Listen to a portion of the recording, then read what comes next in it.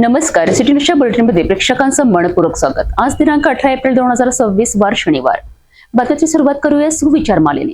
आनंद हा बाहेरून मिळालेला नसून आपल्या आतून उमटणारा असतो। आत्मसंतुष्टी हा खरा आनंद आहे। आजचा सुविचार बघितला, आता बघूया बातमीपत्राच्या ठळक बातम्या। या हेडलाईन्सचे प्रायोजक आहेत बीटीपी यात्रा ग्रुप अमरावती।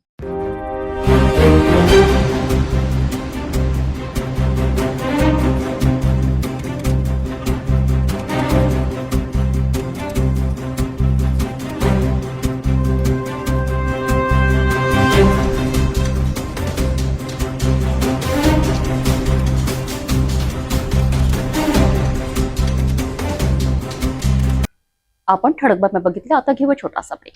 शादी और ब्याह की शुरुआत आराधना साड़ी के साथ।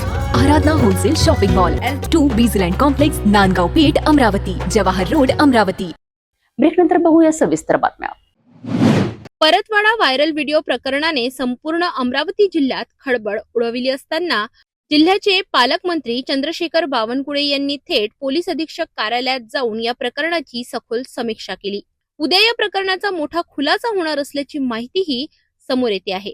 सविस्तर माहितीनुसार परतवाडा प्रकरण हे दिवसेंदिवस गंभीर होत असताना पालकमंत्री चंद्रशेखर बावनकुळे यांनी शनिवारी अमरावतीत पोलीस अधीक्षक कार्यालयाला भेट दिली। या भेटीदरम्यान त्यांनी पोलीस अधीक्षक विशाल आनंद यांच्यासोबत सविस्तर चर्चा केली। प्रकरणाची संपूर्ण पार्श्वभूमी, आतापर्यंत झालेली चौकशी आणि पुढील कार्यवाही याबाबत सखोल आढावा घेण्यात आला।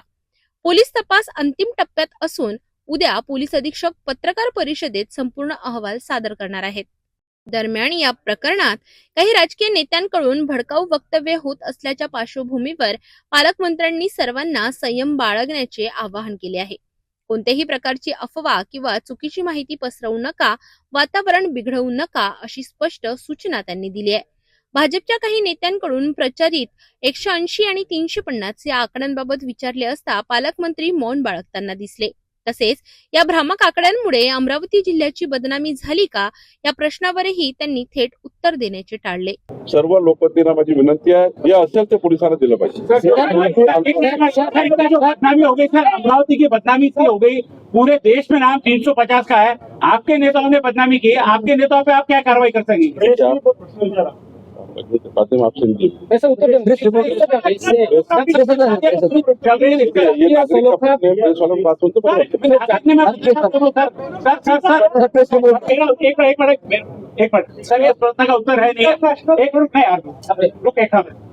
बैठकीनंतर माध्यमांशी बोलताना बावनकुळे म्हणाले, उद्या संपूर्ण सत्य जनतेसमोर येईल। दरम्यान चुकीची माहिती पसरविणाऱ्या नेत्यांवर कारवाई होणार का या प्रश्नालाही त्यांनी स्पष्ट उत्तर दिले नाही। त्यामुळे या प्रकरणात अजूनही अनेक प्रश्न अनुत्तरित असल्याचे दिसून येते आहे। सध्या पोलीस तपास अंतिम टप्प्यात असून उद्याच्या पत्रकार परिषदेकडे संपूर्ण जिल्ह्याचे लक्ष लागले आहे।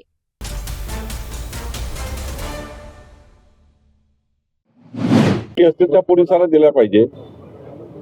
मीडियामध्ये, प्रेसमध्ये एखादी गोष्ट नंतर पोलिसांकडे सांगण्याचं, पोलीस शेवटी प्रेस कॉन्फरन्स घेत असतात, पोलीस अधिकृत माहिती येतात, पण त्यांच्याकडे बोंडे साहेबाकडे किंवा अजून नवनीत राणाकडे किंवा प्यारे खान जे काही स्टेटमेंट करतात आहे, त्यांना माझी विनंती आहे की मीडियाच्या माध्यमातून समाजामध्ये कोणत्याही पद्धतीचं असं वातावरण होणार नाही, पण तुमच्याजवळ जे काही पुरावे आहेत ते सर्व पोलिसांना दिले पाहिजे। जे जे काही भेटतं ते पोलिसांना दिलं पाहिजे आणि पोलिसांना तपास करण्याकरता अधिक बळ दिलं पाहिजे, अधिक माहिती दिली पाहिजे, जेणेकरून जे चौकशी जी SIT आहे ते अजून चांगलं काम करू शकेल। आपण मीडियामध्ये स्टेटमेंट करून पोलिसांच्या चौकशीला भरकवणं नाही किंवा SITला भरकवणे हे काम कोणी करू नये। सर्व लोकप्रतिनिधींना माझी विनंती आहे, जे असेल ते पोलिसांना दिलं पाहिजे।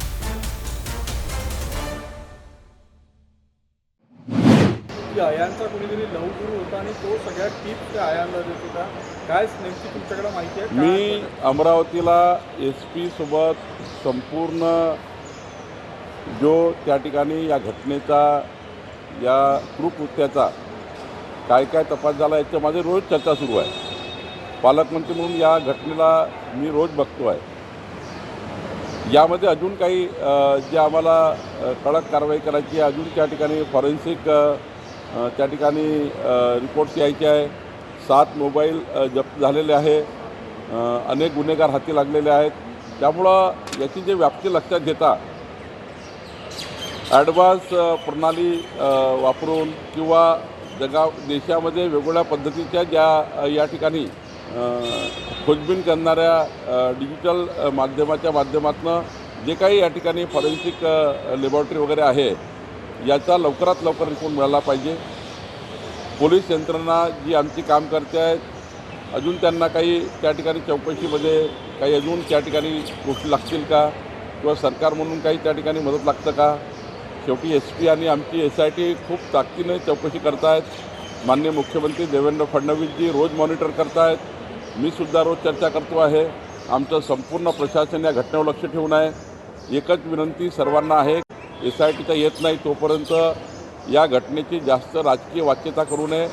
चौकशीवर कुठला दबाव येईल किंवा या चौकशीवर कुठला त्या ठिकाणी चौकशी भरकळेल असे कोणतेही वक्तव्य कोणी करू नये असं मला वाटतं.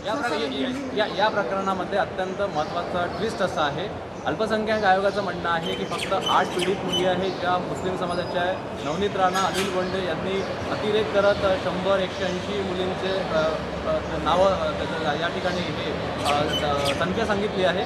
मूळ संख्या किती आहे पीडितांची? मी वारंवार सांगितलं की जे 7 मोबाईल किंवा जे काही डिजिटल आमचं फॉरेन्सिक ऑडिट होणार आहे आणि 7 मोबाईल पकडल्या गेले आहे, काही लिंक पकडल्या गेल्या आहेत, यावर फॉरेन्सिक तपास झाल्याशिवाय त्यांचा पूर्ण रिपोर्ट आल्याशिवाय मी तरी बोलणं योग्य होणार नाही. शासन म्हणून काम करताना कुणी काय म्हटलं यापेक्षा पोलिसांच्या तपासात काय हे महत्त्वाचं आहे. TCS प्रकरण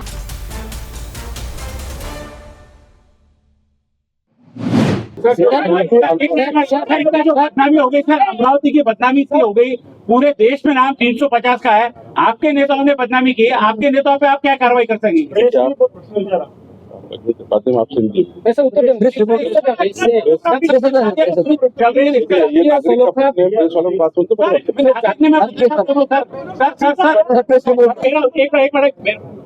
सर, ये प्रश्न का उत्तर है नहीं. एक मिनट नहीं, रुक एक मिनट सर.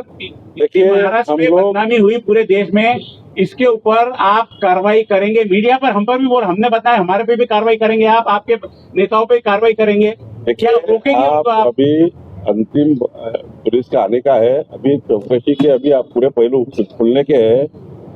अब एक आज विक्टिम करके बयान देने आया है. आगे क्या क्या होता है ना आपको मालूम है ना मुझे मालूम है.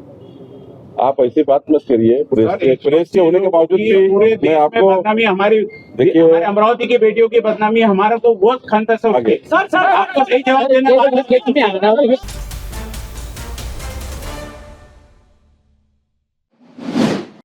अमरावतीत लव जिहादच्या कथित प्रकरणांवरून वातावरण तापलेलं पाहायला मिळतंय. शहरातील राजकमल चौक येथे बजरंग दलाच्या वतीने लव जिहादच्या कथित वाढत्या घटनांविरोधात धरणे आंदोलन करण्यात आले. या आंदोलनात शेकडो कार्यकर्त्यांनी सहभाग घेत जोरदार घोषणाबाजी करत निषेध व्यक्त केला.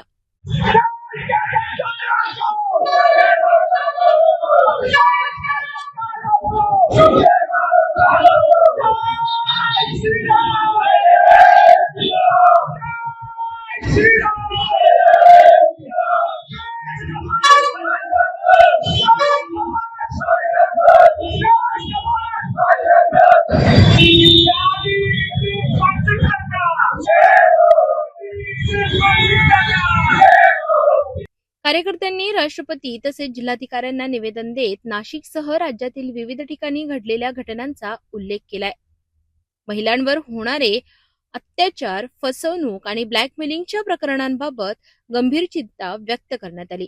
या निवेदनात अशा प्रकारच्या घटनांवर तात्काळ आणि कठोर कारवाई करण्याची मागणी करण्यात आली. यावेळी बजरंग दलाचे प्रांत सहसंयोजक बंटी पारवाणी आणि प्रदीप सोळंके यांनी माध्यमांशी बोलताना महिलांच्या सुरक्षिततेसाठी ठोस उपाययोजना करण्याची गरज व्यक्त केली. बजरंग दल विदर्भ प्रांत सहसंयोजक की मुझ पर जवाबदारी है. आज संपूर्ण भारतवर्ष में बजरंग दल की ओर से इसी प्रकार से धरना प्रदर्शन और आंदोलन किए जा रहे हैं और जिला अधिकारी जी को निवेदन देकर महामहिम राष्ट्रपति जी से ये मांग की जा रही है कि आए दिन रोज जो ये नए जिहादों का हमें पता चल रहा है, तो देश में जो विकृत मानसिकता के जिहादी है, इनके खिलाफ कठोर से कठोर कार्रवाई हो। हमने देखा कि अमरावती के परतवाड़ा में किस प्रकार से एक 19 वर्षीय युवा ने किस प्रकार से हमारी युवतियों महिलाओं को फंसाकर 180 महिलाओं को फंसाकर 350 वीडियो, अश्लील वीडियो वायरल किए। उसने उनको ब्लैकमेल किया, उनका लैंगिक शोषण किया। नासिक की कॉर्पोरेट घटना हम देख सकते हैं, हमारे परिसर में ही अकोला में हिंदू महिला को नवजिहाद में फंसाकर जिंदा जला दिया गया। रोज इस प्रकार की घटनाएं हम देख रहे हैं। पता नहीं किस किस प्रकार के लैंड जिहाद हो, धर्मांतरण जिहाद हो, कॉर्पोरेट जिहाद हो, सोशल मीडिया जिहाद हो, विमर्श जिहाद हो, विवाह जिहाद हो, लव जिहाद हो, ये रोज हम नए जिहादों से अब देश जो है ये त्रस्त हो गया है। और आने वाले समय में कहीं ऐसा ना हो कि संपूर्ण देश का हिंदू एकत्रित होकर रास्ते पर उतरे। इस प्रकार का विषय न होना चाहिए। इसीलिए महामहिम राष्ट्रपति से हमें अपेक्षा है कि वे इस प्रकार की घटनाओं पर विराम लगाएगी, कुछ न कुछ कड़े कायदे इस घटनाओं के खिलाफ बनेंगे। जय श्री राम। विश्व हिंदू परिषद बजरंग दलच्या माध्यमातून आम्ही सर्व हिंदूवादी संघटना या ठिकाणी परतवाडामध्ये झालेल्या या निंदनीय घटनेचा विरोध करण्याकरता व या घटनेबाबत हिंदू समाजाला जागृत करण्याकरता आम्ही या ठिकाणी एकत्र आलेलो आहे। अत्यंत निंदनीय आणि क्रूर ही घटना आपल्या जनमानसाची समोर आलेली आहे। अयान अहमद नावाच्या एका नराधमाने 180 जास्त तरुणींचे अश्लील व्हिडिओ वगैरे बनवून ते सोशल मीडियावर प्रसारित केले। हिंदू समाजाला जागृत करण्याकरता आणि हिंदू तरुणींचे जीवन वाचवण्याकरता बजरंग दल नेहमी सक्षम आहे। त्या बजरंग दलच्या खांद्याला खांदा लावून आम्ही सर्व हिंदूवादी संघटन या त्यांच्या चळवळीत सामील झालो आणि या आरोपीला कडक शासन झाले पाहिजे असे आम्ही विश्व हिंदू परिषद बजरंग दलच्या अध्यक्ष आमचे प्रांतमंत्री बट्टी पारवानी यांनी सांगितले। त्यांच्या अनुषंगाने आम्ही या ठिकाणी सगळे निवेदन देतो की महामहिम राष्ट्रपतीने कडक कायदा बनवून या लव जिहाद सारख्या आणि अन्य सगळ्या जिहादावर कडक शासन करावे या ठिकाणी आम्ही। दरम्यान आंदोलनाच्या पार्श्वभूमीवर कायदा व सुव्यवस्था अबाधित राखण्यासाठी पोलिसांचा मोठा बंदोबस्त तैनात करण्यात आला होता। या आंदोलनानंतर आता प्रशासन यावर काय भूमिका घेणार याकडे सर्वांचे लक्ष लागले आहे।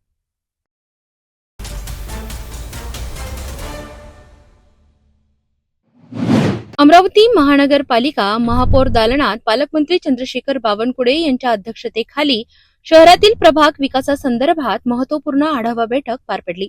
या बैठकीत आमदार रवी राणा, मनपा आयुक्त वर्षा लड्ढा, स्थायी समिती सभापती, गटनेते तसेच मनपाचे वरिष्ठ अधिकारी उपस्थित होते। बैठकीदरम्यान शहरातील पाणी पुरवठा सुधारण्यासाठी विविध उपाययोजनांवर विशेष भर देण्यात आला। प्रत्येक प्रभागातील विहिरी महानगरपालिकेकडे हस्तांतरित करण्याचा प्रस्ताव मांडण्यात आला, ज्यामुळे पाणी टंचाईवर नियंत्रण मिळविण्याचा प्रयत्न केला जाणार आहे। तसेच नागरिकांना पीआर कार्ड उपलब्ध करून देण्यासाठी प्रशासनाने अधिक गतीने काम करावे आणि त्यानंतर रमाई घरकुल योजनेचा लाभ प्राप्त नागरिकांपर्यंत पोहोचवावा असे निर्देश देण्यात आले। याशिवाय सौर ऊर्जा घर प्रकल्पाबाबत जनजागृती वाढवणे, प्रत्येक प्रभागात विद्यार्थ्यांसाठी अभ्यासिका उभारणे तसेच घनकचरा व्यवस्थापन अधिक प्रभावीपणे राबविण्यावरही भर देण्यात आला। पालकमंत्री बावनकुळे यांनी सर्व नगरसेवक आणि अधिकाऱ्यांना नागरिकांच्या समस्यांकडे गांभीर्याने लक्ष देत त्यांच्या सतत संपर्कात राहून त्वरित निराकरण करण्याचे निर्देश दिले। शहराच्या सर्वांगीण विकासासाठी घेतलेल्या निर्णयांची अंमलबजावणी कितपत प्रभावीपणे होते याकडे आता अमरावतीकरांचे लक्ष लागले आहे। बऱ्यापैकी आज आम्ही प्लॅन करून दिला, ॲक्सिडेंटचा प्लॅन करून दिला, व्यापारी संकुलाचा प्लॅन करून दिला, लवकर बटे पूर्ण व्यापारी पीआर कार्ड सर्व 20,000 घरांना पट्टे वाटप या महिन्यापासून पट्टे वाटप चालू होईल।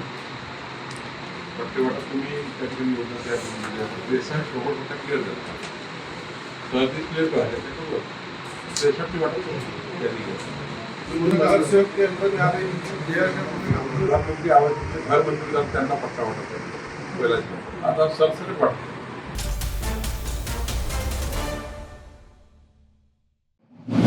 माझं मत असं आहे की मी स्वतः एक मुलगी आहे। हे वयच असं आहे की मुलगा आणि मुलगी अट्रॅक्शनमध्ये, बट आपण कोणत्या मुलासोबत आहे हे आपल्याला माहीत असणं गरजेचं आहे। त्याचनुसार जर कोणत्या मुलासोबत आपण आहे तर एवढं पण फ्री नको की आपले फोटो, प्रायव्हसी किंवा आणखी कोणत्या गोष्टी आपण त्याला सेंड करून राहिलो। पण यात घरच्यांची पण चुकी असते म्हणा, कारण की आपली मुलगी कॉलेजमध्ये जाऊन काय करते हे घरच्यांनी माहीत असणं गरजेचं आहे. त्याचनंतर जेव्हा आपण कोणत्या मुलाशी फ्रेंडशिप करतो त्याचं ॲटलिस्ट थोडं तरी बॅकग्राऊंड आपण चेक करायला पाहिजे की तो कोणता आहे, काय आहे. आणि जे काही आहे समजा घटना त्या खूप जास्त घडून राहिल्या. मी या घटनेसंदर्भात असं म्हणेल की हे जे काही प्रकरण झालेलं आहे त्याबद्दल तीव्र निश्चित व्हायला पाहिजे आणि सर्वांनी या आंदोलनामध्ये सहभागी व्हायला पाहिजे. जो कोणी आरोपी आहे त्याला कडीत शिक्षा व्हायला पाहिजे. माझं फक्त एवढंच मत आहे की एखाद्या मुलाने एखाद्या मुलीसोबत असं करू नये. काय आहे ना, त्याचीसुद्धा बहीण म्हणजे आई, त्यांच्या जर फॅमिलीत असं काही होत असेल त्याला किती वाईट वाटेल. सो मुलांनी असं करू नये. फक्त त्याची म्हणजे ती पण कोणाची मुलगी आहे, कोणाची बहीण आहे, एखाद्या मुलीला असं व्हायरल करू नये आणि अशा एखाद्या मुलीची प्रायव्हसी हे पब्लिक करू. सर, माझं तर मत असं आहे की असे व्हावे नाही आणि माझं तर मत असं आहे की मुलींना पण अशा मुलांसोबत संपर्क ठेवावे नाही आणि अशा प्रकारे म्हणजे कोणाशी संपर्क न ठेवता आपण आपल्या कामात व्यस्त राहावे. शाळा, कॉलेज वगैरे आणि असं घरी पण माहिती असावी की आपण कोणा फ्रेंडसोबत बोलतो, कोणाशी बोलतो, कोणाशी नाही बोलत. अशा प्रकारे जी मुलगी ज्या मुलासोबत जात आहे त्या मुलाला त्या मुलीने व्हिडिओ काढून नाही दिली पाहिजे आणि तिचे पर्सनल जे फोटो वगैरे आहेत ते सेंड नाही केले पाहिजे त्या मुलाला. पोलीस तपास करत आहे. कारण काय आहे, याच्यामागे ब्लॅकमेलिंग आहे का, मुलींना ब्लॅकमेलिंग केलं जात आहे का, किंवा मुलींना कुठल्या प्रकारचं प्रलोभन दिलं जात होतं जेणेकरून इतक्या 180 मुली त्याच्याकडे आकर्षित केल्या जातं. याला काही मदत कोणी करत होतं का? कारण 180 मुलींवर प्रेम करणं म्हणजे कितीतरी खर्च करणं आहे आणि हा खर्च कोण करत होतं, ह्यातला कोणी आर्थिक मदत करत होतं का, ह्याचा खऱ्या अर्थानं तपास आपण पोलीस यंत्रणा करत आहे. याचा उद्देश काय आहे, जरी आता मीडियामध्ये दिसून राहिलेला आहे की होय काही मित्रांमध्ये शर्यत लागलेली आहे, अशा प्रकारच्या शर्यतीमधून तरी 180 मुली त्याच्या प्रेमाच्या विळख्यात येणं हे तरी अशक्य वाटते. म्हणून याच्या मागचा उद्देश अजून काय आहे. याचबरोबर जेवढे हा दोषी आहे याला मदत करणारे तेवढेच जास्तीत जास्त दोषी आहे. खऱ्या अर्थानं आता जे फ्लॅट मालक आहे, मी ऐकलेलं मीडियामध्ये की त्या फ्लॅट मालकाकडे लोकांनी कंप्लेंट केली होती पण त्यांनी त्याच्याकडे दुर्लक्ष केलं. अशा फ्लॅट मालकावरही तेवढीच कारवाई व्हायला पाहिजे जेवढी ह्या गुन्हेगारावर होईल. आणि या फ्लॅट्स मालकांसाठी काहीतरी एक सरकारने एक डायरेक्शन देवायला पाहिजे, कोणत्या लोकांना ठेवायचं, कसं ठेवायचं, किती दिवस ठेवायचं. यानिमित्त मला फक्त एवढंच सांगायचं आहे की यामध्ये आता जसं अल्पसंख्याक आयोगाच्या अध्यक्षांनी म्हटलेलं आहे की यामध्ये 180 मुलींमध्ये काही मुस्लिम मुली पण आहेत. त्यामुळं याला जोपर्यंत पोलीस तपास करतात, पोलिसांचं काही निष्कर्ष येत नाही त्यापर्यंत याला कुठल्याही प्रकारचं राजकीय किंवा धार्मिक रूप देऊ नये. त्यामध्ये आणि समाजाचं जे काही एकोपा आहे हा दूर झाला नाही पाहिजे. कुठल्याही मला फक्त या निमित्ताने एवढं सांगायचं की जोपर्यंत पोलिसांचा पूर्ण निष्कर्ष होत नाही, येत नाही, तोपर्यंत कुठल्याही अफवेवर आपण लक्ष द्यायला नको. आणि एक पॅरेंट्स म्हणून आपल्या पाल्यांच्या हालचालीकडे फार डोळ्यात तेल टाकून आपण लक्ष ठेवलं पाहिजे, जेणेकरून आपला पाल्य गुन्हेगारीकडे गेला नाही पाहिजे. त्याचप्रमाणे कुठल्या गुन्हेगाराच्या सानिध्यात आला नाही पाहिजे आणि कुठल्याही गुन्हेगाराचा आपला पाल्य सावध होता कामा नये. एवढंच मला या प्रसंगी सांगायचं आहे. खूपच निंदनीय गोष्ट आहे. हे कृत्य घडायलाच नव्हतं पाहिजे. पण याच्यामध्ये शिकण्यासारखा आणि बाकीच्या गोष्टी अशा आहे की हे कृत्य झाल्यावर कोर्टाने खूप मोठे पाऊल उचलायला पाहिजे. समोर एक उदाहरण द्यायला पाहिजे की असे समोर कधीच घडलं नाही पाहिजे. हे म्हणजे असं एक एक्झाम्पल सेट करायला पाहिजे. अशी कठोरात कठोर शिक्षा न्यायालयाने द्यायला पाहिजे की एक भीती आणि भीतीचं वातावरण न तयार करता एक त्याच्यातून गोष्ट समजायला पाहिजे. धार्मिक वळण न देता, राजकीय वळण न देता हे जे झालेलं आहे त्याच्यात न्यायालयाने मोठं कर्तृत्व करायला पाहिजे आणि त्याच्यातून मार्ग काढायला पाहिजे. कठोरातला कठोर शिक्षा करून त्याच्यात धार्मिक वळण देऊन काही फायदा नाही. सर्वात अगोदर ज्या मुली आहेत त्या मुलींना समजायला पाहिजे, मुलं ओळखता आले पाहिजे. आजकाल काय झालेलं आहे, सोशल मीडियामुळे ह्या घटना भरपूर घडत आहे. समोरचा मुलगा कोण आहे ह्या मुलींना जाणीव नाही आहे. कशामुळे? सोशल मीडियामुळे. ह्या अशा प्रकारच्या घटना घडू नाही म्हणून काही प्रमाणात आपण सोशल मीडियाला सुद्धा दोष देऊ शकतो. कारण की सोशल मीडियामुळे ह्या सर्व घटना घडत आहेत. मोबाईल झाला, इंटरनेट, तुमचा फेसबुक, इंस्टाग्राम यावर मुली आणि मुलं यांचं एवढं कम्युनिकेशन वाढलेलं आहे सध्या की अतिशय मोठ्या प्रमाणात वाढलेलं आहे. त्यामुळे या घटनेचा मी जाहीर निषेध करतो.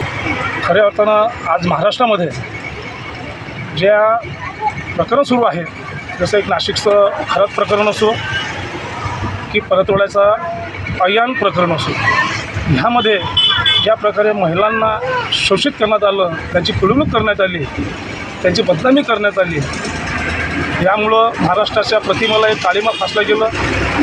आणि आज ज्या प्रकारे या प्रकरणाला वेगळे अँगल देऊन, किंवा तो नाशिकचा असो की परतवाड्याचा असो, याला जो वेगळा अँगल दिला जात आहे, किंवा राजकारणी लोकांनी ज्या याला जातीय समीकरण वापरून आपल्या राजकीय फायद्यासाठी जो मुद्दा आणि चर्चेला जात आहे, त्यामुळं आपलं राज्य, महाराष्ट्र राज्य हा उत्तर प्रदेश किंवा बिहार सारख्याही पेक्षाही कृतीला न शोभणारं राजकीय परिस्थितीतून आपण निघत आहोत असं वाटत आहे.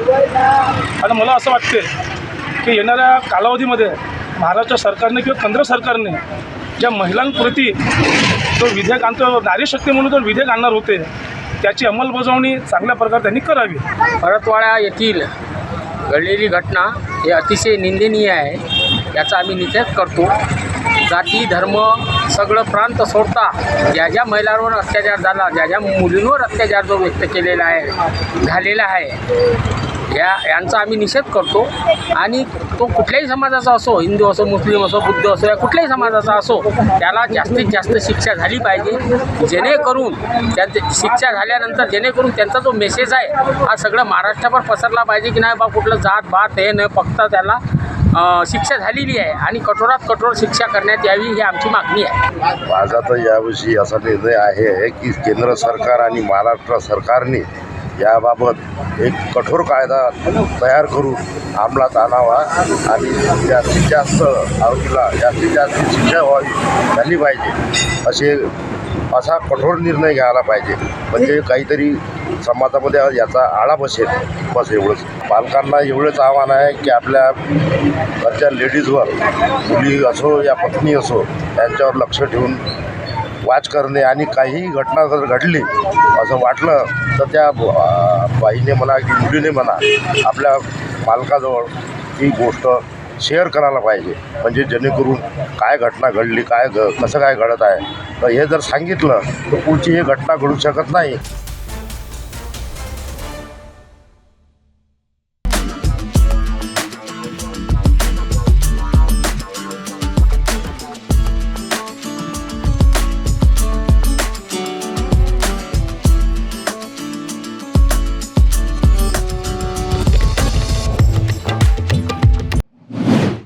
नागपूरच्या गणेशपेठ परिसरात प्रेम संबंधातून वाद झाल्यानंतर तरुणीला ब्लॅकमेल करण्याचा धक्कादायक प्रकार समोर आला आहे.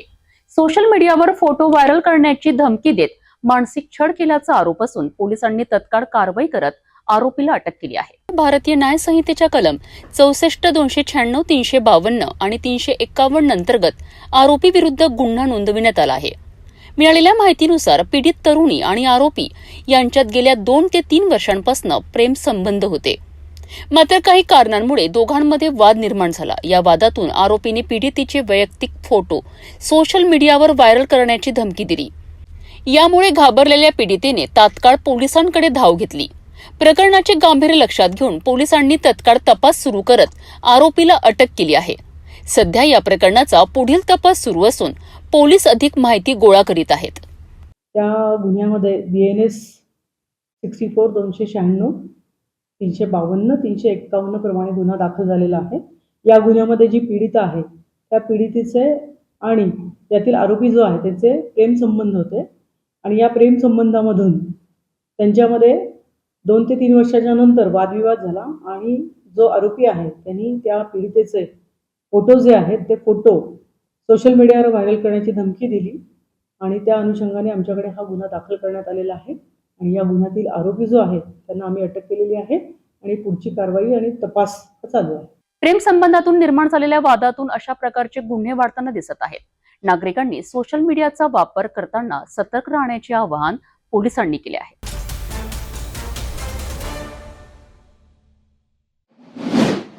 नागपूर शहरात कायदा आणि सुव्यवस्थेला थेट आव्हान देणारी धक्कादायक घटना घडली आहे. कळमना पोलीस ठाण्याचे PSI सचिन वाकलेकर यांच्यावर जीवघेणा हल्ला करण्यात आला आणि तेही गस्तीवर असताना. सविस्तर माहितीनुसार कळमना पोलीस ठाण्याचे PSI सचिन वाकलेकर हे नियमित गस्तीवर असताना त्यांना संशयास्पद हालचाल करणारी एक दुचाकी दिसली. पोलिसांनी तात्काळ कारवाई करत त्या दुचाकी स्वाराचा पाठलाग केला आणि त्याला पकडण्यात यश मिळवलं. मात्र इथून पुढे घडलेली घटना अंगावर काटा आणणारी आहे. पकडलेल्या आरोपीला सोडविण्यासाठीच त्याचे 2 साथीदार घटनास्थळी पोहोचले आणि त्यांनी थेट पोलीस अधिकाऱ्यावरच हल्ला चढवला. चाकूने वार करत PSI वाकलेकर यांना गंभीर जखमी केलं. हल्लेखोरांनी इथेच थांबून न राहता वाकलेकर यांची बुलेट मोटरसायकलही लुटून फरार झाले. या घटनेमुळे संपूर्ण पोलीस यंत्रणा हादरली आहे. मात्र पोलिसांनी वेगाने हालचाल करत तिन्ही आरोपींना अटक करण्यात यश मिळवलंय. अटक करण्यात आलेल्या आरोपींमध्ये महेंद्र उर्फ मयंक उईके, धर्मेंद्र सयाम आणि सोनू मरस कोल्हे यांचा समावेश आहे. हे तिन्ही आरोपी मूळचे छिंदवाडा येथील असून नागपुरात मजुरी करीत होते. या घटनेमुळे एक मोठा प्रश्न उभा राहतो. पोलीसच सुरक्षित नाही तर सामान्य नागरिकांचं काय?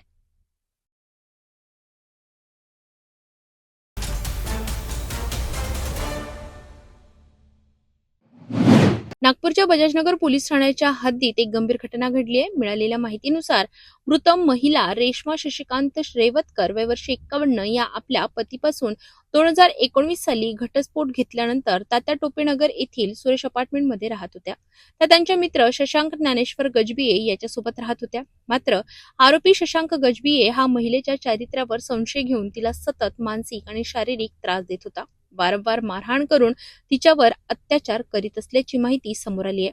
9 एप्रिल रोजी आरोपीने महिलेवर मारहाण केल्याचे समोर आले. या सततच्या त्रासाला कंटाळून महिलेने 10 एप्रिल रोजी रात्री आपल्या राहत्या इमारतीच्या दुसऱ्या माळ्यावरून उडी घेत आत्महत्या केली. या घटनेनंतर बजाजनगर पोलिसांनी अकस्मात मृत्यूची नोंद घेतली होती. मात्र पुढील चौकशीत आणि फिर्यादीच्या तक्रारीनंतर आरोपी शशांक गजबिये याच्या विरोधात आत्महत्येस प्रवृत्त केल्याप्रकरणी कलम 108 भारतीय न्याय संहितेअंतर्गत गुन्हा दाखल करण्यात आलाय. सध्या या प्रकरणाचा अधिक तपास बजाजनगर पोलीस करीत आहेत. यामध्ये एक रेश्मा रेवतकर नावाची महिला आहे. ती महिलेने दिनांक 10/4/2026 ला रात्री 1:30 ते 2च्या सुमारास त्याच्या सोसायटीच्या बिल्डिंगवरून उडी मारून आत्महत्या केली. त्या संदर्भात त्याच वेळी आमची पोलीस तिथं पोहोचले होते. पोलिसांनी पोहोचून तिला हॉस्पिटलला नेले, परंतु उपचारादरम्यान तिचा मृत्यू झालेला. मग त्यानंतर आम्ही त्या प्रकरणात मर्ग दाखल केला. मर्ग दाखल केल्यानंतर चौकशी अंती याच्यामध्ये काल दिनांक 17/4/2026 ला अपक्रमांक 177/26 कलम 108 प्रमाणे ती जिच्यासोबत राहत होती तिचा नवरा शशांक गजबिये, जे तो शशांक सांगत आहे की मी 2-3 महिन्यापहिले तिच्यासोबत लग्न केलेलं आहे आणि परंतु लग्नाचा त्याच्याकडे असा कोणताही पुरावा आम्हाला त्याने दिला नाही, परंतु तो त्याच्यासोबत मागील 2 वर्षासोबत राहत होता. त्याच्याविरुद्ध गुन्हा दाखल करण्यात आलेला आहे आणि पुढील तपास WFI गिरे मॅडम करत आहे. आरोपीला अटक करण्यात आली.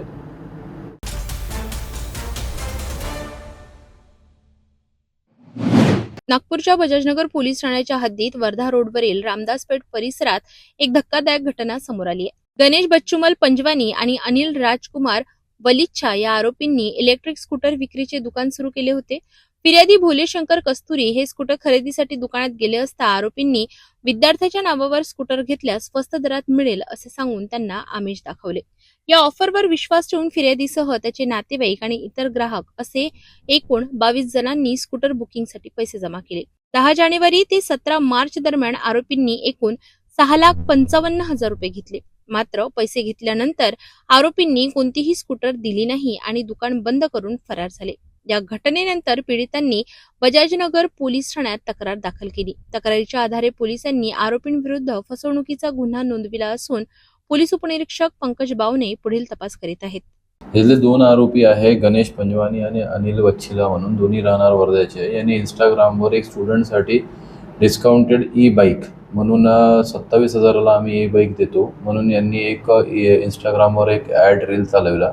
त्यांचं ऑफिस रामदासपेठला आहे असं म्हणून सांगितलं. ते त्या ठिकाणी ऑफिस पण होतं आणि बऱ्याच लोकांनी त्याच्यात पैसे पण भरले. त्याच्यात लोकांनी 20,000 रुपये त्यांना ॲडव्हान्स म्हणून पे केला आणि बाकीचे 7,000 रुपये गाडी भेटल्यानंतर त्यांना मिळतील असे त्यांनी सांगितले. तर त्या संदर्भात त्यांना 20,000 रुपये घेऊन सुद्धा त्यांनी बाईक वगैरे दिली नाही. तर मागच्या 1 महिन्यापासून आम्हाला अशा तक्रारी प्राप्त होत होत्या. त्यामध्ये जवळजवळ 32 बाईक बुक झालेल्या आहेत. एका जो फिर्यादी आहे, फिर्यादीने 9 बाईक बुक केलेल्या होत्या आणि इतर 22 लोकांनी बाईक बुक केलेल्या होत्या. अशा जवळजवळ 32 बाईक्स होत्या. तर त्या आरोपींनी खोटं फॉल्स कमिटमेंट करून लोकांकडून पैसे घेतले आणि बाईक्स दिल्या नाही, म्हणून या दोन्ही आरोपीविरुद्ध गुन्हा दाखल करण्यात आलेला आहे. PSI भावने हे तपास करीत आहे.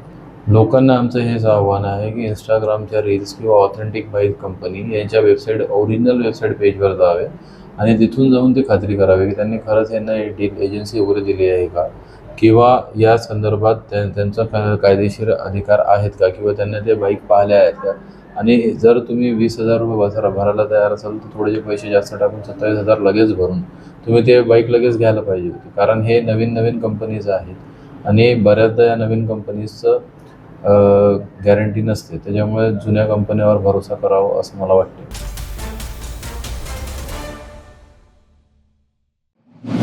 नागपूरच्या यशोधरानगर पोलीस ठाण्याच्या हद्दीत राहणाऱ्या 42 वर्षीय महिलेने आपल्या अल्पवयीन मुलीबाबत तक्रार दाखल केली. तक्रारीनुसार जायद मुमताज शेख वय वर्ष 25 राहणार निजामुद्दीन कॉलनी बैतुल्ला मस्जिदी मागे हा गेल्या 2 वर्षांपासून तिच्या मुलीला सतत पाठलाग करीत होता. आरोपीने मुलीला चाकू दाखवून धमकावत कपडे काढण्यास सांगितल्याची गंभीर बाब समोर आली आहे. मात्र आरोपीची ओळख पटत नसल्यामुळे यापूर्वी तक्रार दाखल करण्यात आली नव्हती. 16 एप्रिल रोजी रात्री पीडित मुलगी शेजारील लग्न समारंभातून जेवण करून घरी परतत असताना आरोपी पुन्हा तिचा पाठलाग करीत होता. घाबरलेल्या मुलीने आरडाओरड केल्यानंतर परिसरातील नागरिकांनी तात्काळ धाव घेत आरोपीला पकडले आणि पोलिसांच्या ताब्यात दिले. या प्रकरणी यशोधरानगर पोलिसांनी आरोपी जायद शेख विरोधात BNS कलम तसेच पॉस्को अंतर्गत गुन्हा दाखल केला असून आरोपीला अटक करण्यात आली आहे. दिनांक 16 एप्रिल रोजी रात्री 11 वाजता फिर्यादीची जी पीडित मुलगी आहे ती शेजारच्यांच्या लग्नाच्या कार्यक्रमात जेवण करून घरी येत असताना सदर आरोपी जैद मुमताज शेख हा तिचा पाठलाग करत असताना सदर मुलगी त्याला पाहून घाबरून ओरडत घरी गेली. तेव्हा तिच्या आरडाओरडाने तिच्या घराजवळ राहणाऱ्या लोकांनी आरोपी जैद शेख याला पकडून ताब्यात ठेवले होते व त्याला पोलिसांच्या ताब्यात दिले होते. सदर प्रकरणात 42 वर्षीय फिर्यादी यांनी दिलेल्या तक्रारीवरून आरोपी जैद शेख याच्याविरुद्ध BNS कलम 74, 75, 78(1) व पोक्सो 8(12) प्रमाणे गुन्हा नोंद करण्यात आलेला आहे. आरोपीला अटक करून गुन्ह्याचा पुढील तपास सुरू आहे.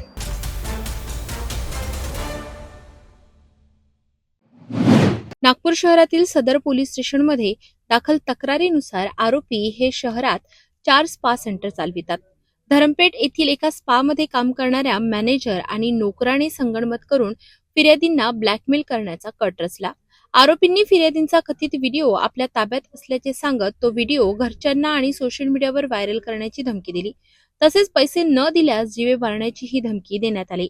या धमकीला घाबरून फिर्यादींनी आरोपींना तब्बल 8 लाख रुपये दिले. मात्र पैसे घेतल्यानंतरही आरोपींनी व्हिडिओ डिलीट न करता पुन्हा 2 लाखांची मागणी केली.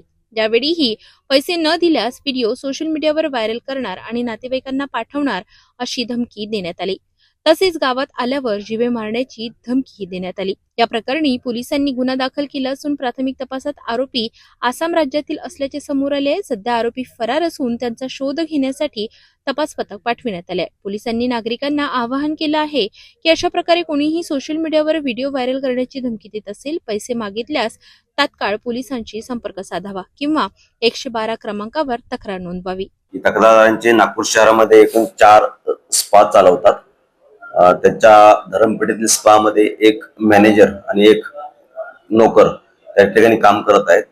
यातील नोकर आणि मॅनेजर यांनी आपसात कट रचून संगनमत करून यातील जे तक्रारदार आहेत त्यांच्या संबंधातला कुठला तरी व्हिडिओ त्यांच्याकडे आहे असे सांगून तो व्हिडिओ त्यांच्या घरी पाठवून किंवा समाजामध्ये व्हायरल करून बदनामी करण्याचा धमकी देऊन जर का 10 लाख रुपये नाही दिले तर जीवे मारू, त्याचबरोबर हा व्हिडिओ सर्व समाज माध्यमामध्ये व्हायरल करू अशी धमकी दिली होती.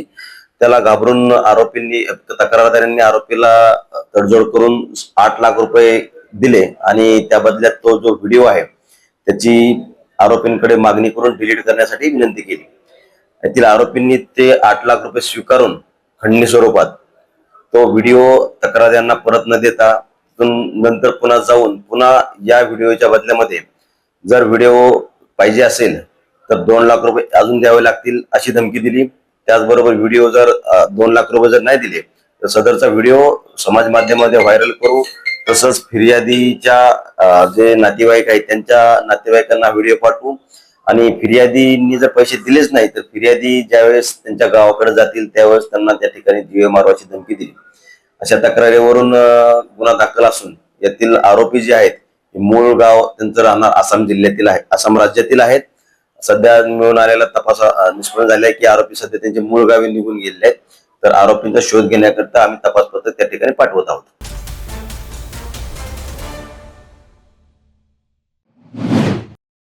आज मी हे 2 पानी मागणी पत्र महाराष्ट्राचे महामहिम राज्यपाल यांना माझ्या वतीने व राज्यातील जनतेच्या वतीने पाठवले आहे. या मागणी पत्राचा आशय असा आहे,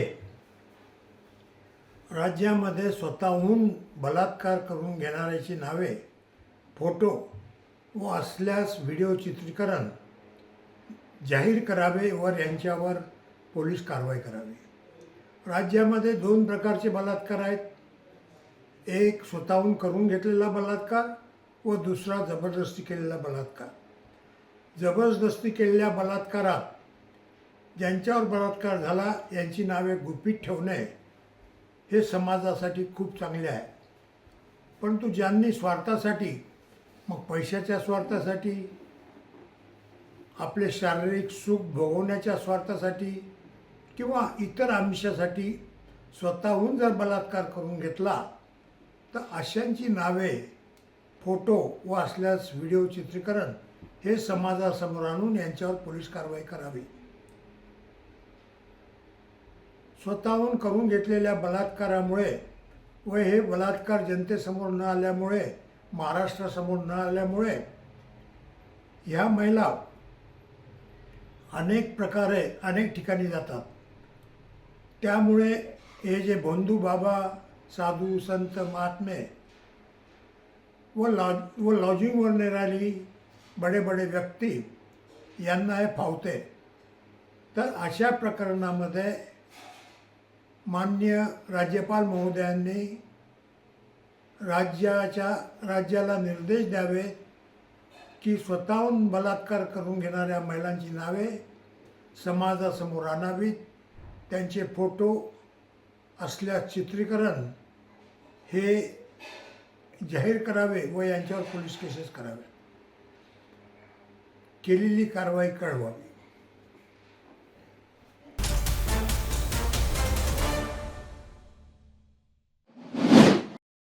बुलढाणा जिल्ह्यातील मेहकर शहरात बस स्थानकाकडे जाणाऱ्या मुख्य रस्त्याची अत्यंत दयनीय अवस्था समोर आली आहे.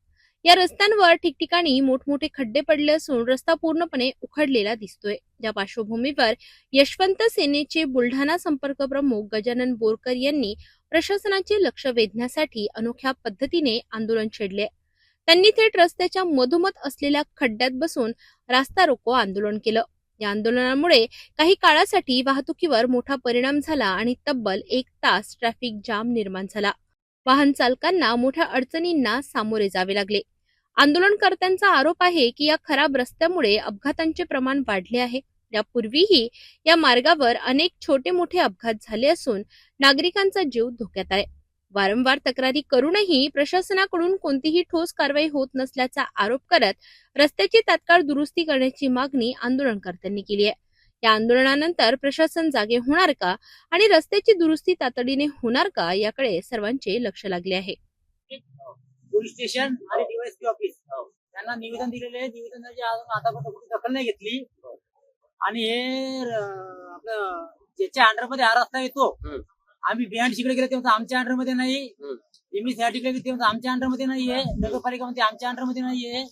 मग हे रस्ता कोणाच्या तरी हाती असेलच ना. तर हे काम तहसीलदार, एसटीओ आणि आपले डेप्टी कलेक्टर यांनी सर्वांना पत्र देऊन याचा मार्ग आतापर्यंत त्यांनी मोकळा करायला पाहिजे होता. म्हणजे गड्डा बुजून त्यांनी आतापर्यंत कुठलीच दखल घेतली नाही. आणि तहसील समोर पण सुद्धा तहसीलदार साहेब यांनी MSRD ला आपल्या तहसील ऑफिस समोर रेकॉर्ड टाकण्यासाठी त्यांनी पत्र दिलेले. तिथं वयस्कर लोक परत मुलं मुली तहसीलला जातात, तिथं कुठल्या प्रकारचं गतिरोधक नाही, काहीच नाही, गाड्या सुविधा चालतात, त्याच्यावर कोणी दखल घेत नाही. म्हणजे हे सरकार निवड झोपेचं करून घ्यायला लागलं. त्यांना लोक मेले काय जिवंत आहे का यांच्याशी काही घेतले नाही. यांना केवळ झोपा लागला, झोपा बस. आणि आंदोलन करायला लागलं की पहिले पोलीसवाले पुढे घालतात आणि आमच्यावर गुन्हे दाखल करतात.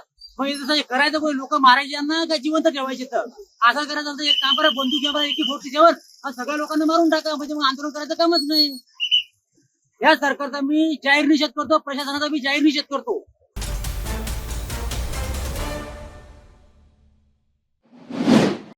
कामरगाव तालुका कारंजा जिल्हा वाशिम येथे नाफेड खरेदी केंद्रावर सध्या गंभीर गैरप्रकार सुरू असल्याचा आरोप शेतकऱ्यांकडून करण्यात आलाय. शासनाने खरेदीची वेळ सकाळी 10 ते निश्चित केली असताना केंद्रावर पहाटे 5 ते 10 या वेळेतच व्यापाऱ्यांचा माल मोजला जात असल्याचे उघड झाले आहे. यासाठी प्रति क्विंटल 200 ते 250 रुपयांची अवैध वसुली केली जात असल्याचा आरोप आहे. दरम्यान शनिवारी सकाळी शेतकरी राजेश दिगडे आणि इतर शेतकरी केंद्रावर पोहोचले असता हा प्रकार प्रत्यक्ष पाहायला मिळाला. सकाळी 10 वाजल्यानंतर नोंदणीकृत शेतकऱ्यांना बारदाना संपला किंवा कट्टे नाहीत असे कारण देत परत पाठवले जात असल्याचे त्यांनी सांगितले. याहून गंभीर बाब म्हणजे काही व्यापारी इतरांच्या 7 बाऱ्यांचा वापर करून माल विकत असल्याचा संशय व्यक्त होत आहे. त्यामुळे हा प्रकार केवळ नियमभंग नसून मोठ्या रॅकेटकडे निर्देश करत असल्याचे शेतकरी सांगत आहेत. या प्रकरणी जेव्हा शेतकऱ्यांनी केंद्र चालक विद्याधर खाडे यांना जाब विचारला तेव्हा त्यांनी उद्धटपणे उत्तर देत तक्रार केली तरी माझे काहीही होणार नाही अशी धमकी दिल्याचा आरोप आहे. या सर्व प्रकारामुळे संतप्त शेतकऱ्यांनी तात्काळ चौकशी करून संबंधितांवर कठोर कारवाई करण्याची मागणी केली आहे. तसेच सीसीटीव्ही फुटेज आणि 7 बाऱ्यांची तपासणी केल्यास संपूर्ण घोटाळा उघड होईल असा दावा करण्यात आलाय. प्रशासनाने तातडीने कारवाई न केल्यास तीव्र आंदोलन छेडण्याचा इशाराही शेतकऱ्यांनी दिलाय. मी तूर आणि हरभरा इथं ऑनलाईन केलेला आहे. 5 मार्चला मला मेसेज आले हरभऱ्याचे, पण यानं बारदाना नाही म्हणून मोजणी केली नाही. पण आज मी रोज येत असता इथं बारदाना नाही म्हणून खरेदी पण आज सकाळी आलो असता व्यापाऱ्याची मोजणी चालू होती. आणि किती जम चालू आहे? असं चालू आहे 15 दिवस झाले तरी. तुमचा नंबर कधी लागलाय? माझा नंबर 5 मार्चला लागलेला आहे. 5 मार्च पासून तुमचा माल अजून घेतला नाही. त्याच्यानंतर कास्तकाराचा कसा मोजला की व्यापाऱ्याने ते ऑनलाईन केलं आहे, कास्तकारा जवळल्या त्याच्यावर व्यापारी मोजत आहे, पण नाव कास्तकाराचं येत आहे 7 बाऱ्या.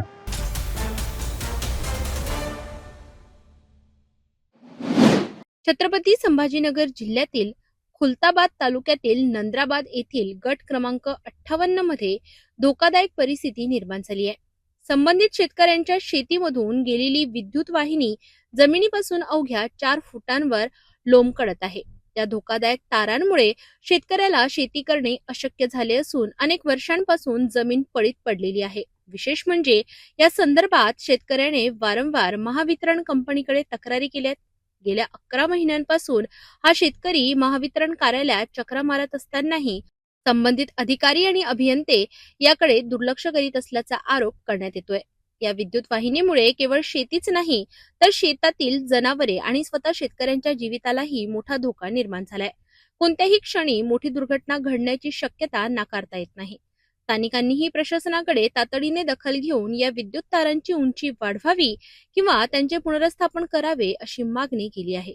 सध्या आपण आहोत छत्रपती संभाजीनगर मधील खुलताबाद तालुक्यामधील नंद्राबाद या शिवारामध्ये आणि या ठिकाणी आपण बघू शकता ही जी विद्युत वायर जी आहे ही या ठिकाणी या शेतीमधनं अशी आडवी गेलेली आहे.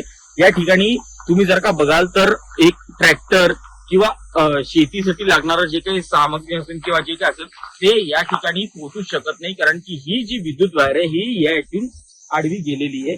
यासाठी या संबंधित गोष्टीसाठी अनेकदा याचिका दिलेली होती, MSEB ला पण दिलेली होती आणि ज्यांनी दिली होती ते शेतकरी आपल्यासोबत या ठिकाणी उपस्थित आहेत. आपण त्याच्याशी बातचीत करूया. सर, काय सांगाल, ही वायर आता इथून गेलेली आहे याच्याबद्दल तुम्ही काही कधी तक्रार केली होती नव्हती केली?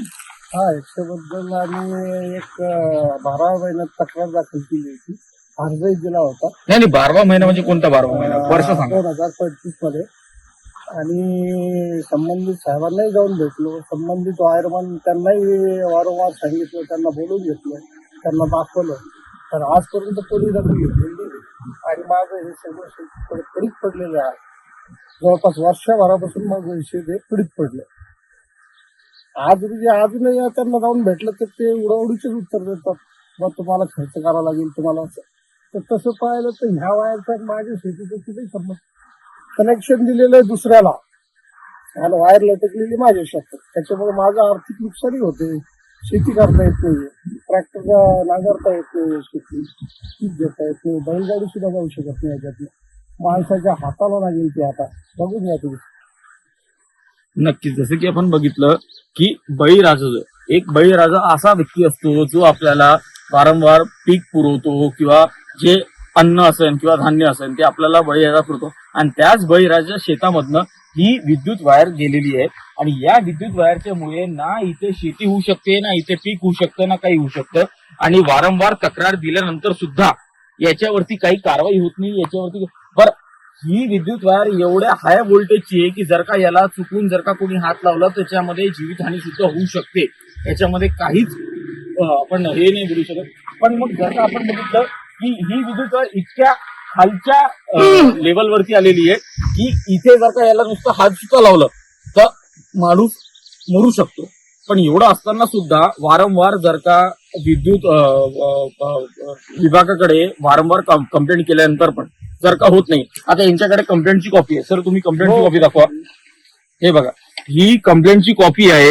ही दिनांक 5/12/2025 ला हे केलेलं होतं, म्हणजे मागच्या वर्षी.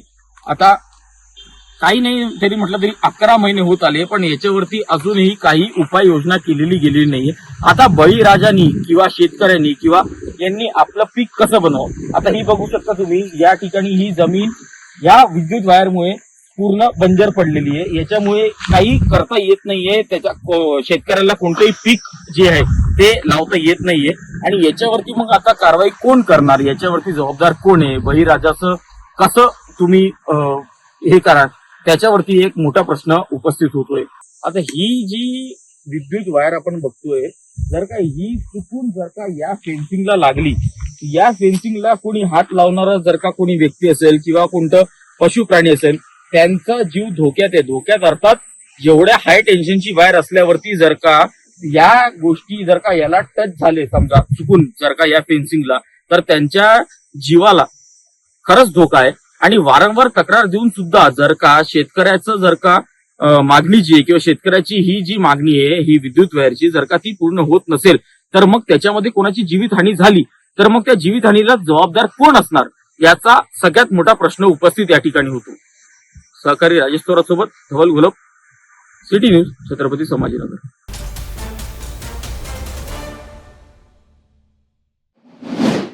नांदेड जिल्ह्यातील किनवट तालुक्यातील मलकजाम येथील शेतकरी पोतन्ना अंगरवार यांनी सुमारे 5 एकर क्षेत्रावर मक्याची लागवड केली होती. पीक कापून शेतात साठवून ठेवण्यात आले. मात्र अचानक शेतातून जाणाऱ्या विद्युत तारांमध्ये शॉर्ट सर्किट झाल्याने ठिणग्या पडल्या आणि क्षणार्धात मक्याच्या ढिगाऱ्याला आग लागली. आगीने काही वेळातच भीषण रूप धारण केले आणि 5 एकरवरील संपूर्ण मका जळून खाक झाला. या घटनेत शेतकऱ्यांचे लाखोंचे नुकसान झाल्याचा अंदाज व्यक्त केला जातोय. स्थानिकांनी आग विझविण्याचा प्रयत्न केला, मात्र तोपर्यंत मोठे नुकसान झाले होते. घटनेनंतर संबंधित विभागाकडून पंचनामा करण्याची मागणी करण्यात येते. तसेच शेतकऱ्याला तातडीने नुकसान भरपाई देण्याची मागणीही जोर धरते आहे.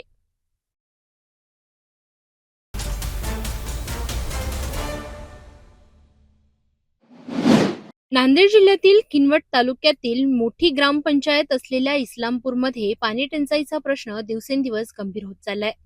इस्लामपूर ग्रामपंचायत अंतर्गत येणाऱ्या साठेनगर परिसरात मागील 2 महिन्यांपासून पाण्याची तीव्र टंचाई निर्माण झाली आहे.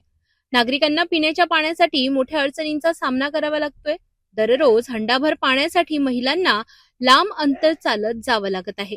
अनेक वेळा ग्रामपंचायतीकडे तक्रारी करूनही प्रशासनाने कोणतीही ठोस उपाययोजना केली नाही, असा आरोप स्थानिकांनी केलाय. याच संतापातून अखेर महिलांनी आक्रमक पवित्रा घेत इस्लामपूर ग्रामपंचायतीच्या कार्यालयाला टाळं ठोकलं. पाणी द्या नाहीतर आंदोलन तीव्र करू असा इशाराही त्यांनी दिलाय. या घटनेमुळे प्रशासनाची झोप उडाली असून आता तरी या भागातील पाणी टंचाई दूर होणार का असा प्रश्न नागरिक विचारित आहेत. 2-2.5 महिने झाला आमच्याकडे पाणी नाही आहे. आमच्याकडे पाणी नाही. आम्ही पाणी विकत पाणी घ्यायला लागले तरी आम्हाला पैसा बी नाही विकत घ्यायला. काम नाही धंदे नाही. कशाने घ्या पाणी आम्ही? अर्ध्या गल्लीला पाणी आहे. आमच्या गल्लीला बरीच गल्ली आहे टाकून दिले त्याच ठिकाणी. समुद्राच्या विषयाला घेऊन झाली पाण्याची मनमानी करायला लागले. आम्हाला पाणी कशासाठी नाही? याच्यासाठी नाही का पाणी? आम्हाला का गोरा नाही तर बिल्डिंग नाही तर हिरी नाही तर काही नाही तर आम्हाला. आम्ही त्या नळाचा भरोसा नाही बाप्पा माणसं. आम्ही काय करणार? आम्ही कसं जाणार? आम्ही कसं होत आहोत? आम्हाला एक तर कामं नाही तर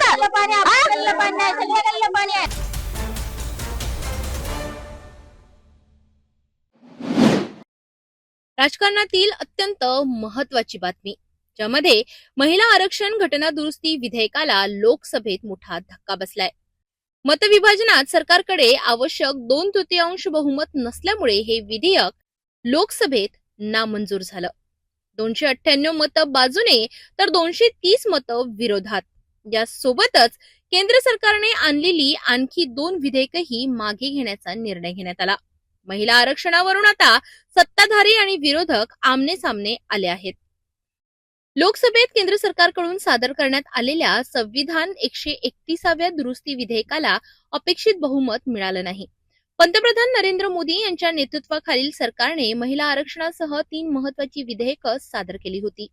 या विधेयकावर चर्चा करताना गृहमंत्री अमित शहा यांनी सरकारची बाजू मांडली, तर विरोधी पक्षाकडून राहुल गांधी, प्रियंका गांधी, अखिलेश यादव यांच्यासह अनेक नेत्यांनी जोरदार विरोध केला. घटना दुरुस्ती विधेयक मंजूर होण्यासाठी लोकसभेतील उपस्थिती सदस्यांच्या 2/3 मतांची आवश्यकता आहे. शुक्रवारी झालेल्या या मतदानात एकूण 528 खासदारांनी सहभाग घेतला. त्यातील 298 मतं विधेयकाच्या बाजूने तर 230 मतं विरोधात पडली. मात्र आवश्यक असलेली 352 मतांची संख्या न मिळाल्याने हे विधेयक नामंजूर झालं. प्रश्न ये था कि भारत के संविधान का और संशोधन करने वाले विधेयक पर विचार किए जाए. शुद्धि के अद्य दिन मत विभाजन इस प्रकार है. हाँ 298 298, ना 230 230. प्रस्ताव संविधान के अनुच्छेद 368 के उपबंधों के अनुसार सभा की कुल सदस्य संख्या के बहुमत द्वारा तथा सभा के उपस्थित और मत देने वाले सदस्यों के कम से कम 2/3 बहुमत द्वारा पारित नहीं हुआ. लोकसभा अध्यक्ष ओम बिर्ला यांनी विधेयक फेटाळण्यात आल्याची घोषणा केली. यानंतर संसदीय कामकाज मंत्री किरण रिजिजू यांनी उर्वरित 2 विधेयक पुढे न नेण्याचा निर्णय जाहीर केला. आगे 2 शेष जो बिल्स है उसको आगे नहीं बढ़ाने का मैं अनुरोध करता हूं. दरम्यान सरकारचा प्रस्ताव होता की 2029 पासून महिला आरक्षण लागू करताना लोकसभेच्या जागा 543 वरून वाढवून 850 करण्यात याव्यात. यामध्ये मतदारसंघ पुनर्रचना म्हणजे सीमांकन विधेयकाचा समावेश होता. याच मुद्द्यावर विरोधकांनी आक्षेप घेतला. प्रियंका गांधी यांनी स्पष्ट केलं की महिला आरक्षण लागू करायचं असेल तर सध्याच्या 543 जागांमध्येच ते लागू करावं. विधेयक नामंजूर झाल्यानंतर सत्ताधारी पक्षांकडून विरोधकांवर जोरदार टीका करण्यात आली. ये हमारी हार नहीं हुई, ये देश की आधी आबादी की हार है और इन लोगों ने अपनी अहम की वजह से महिलाओं का साथ छोड़ दिया. बहुत दुख की बात है.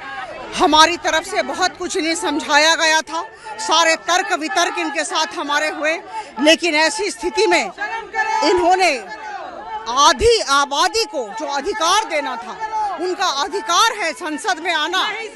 आज हम जानते हैं 13.6% सांसद महिला संसद के अंदर बैठती हैं.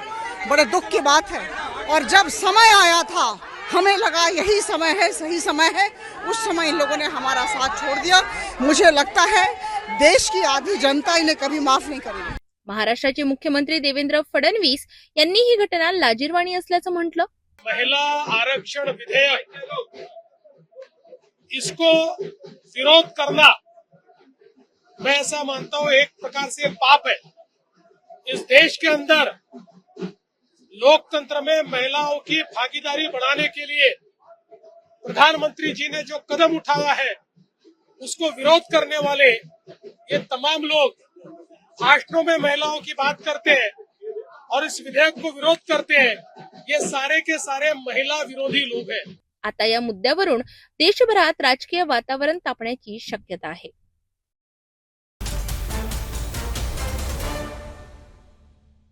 जाता जाता पुन्हा एकदा आजच्या ठळक बातम्या। या हेडलाईन्सचे प्रायोजक आहेत बीटीपी यात्रा ग्रुप अमरावती।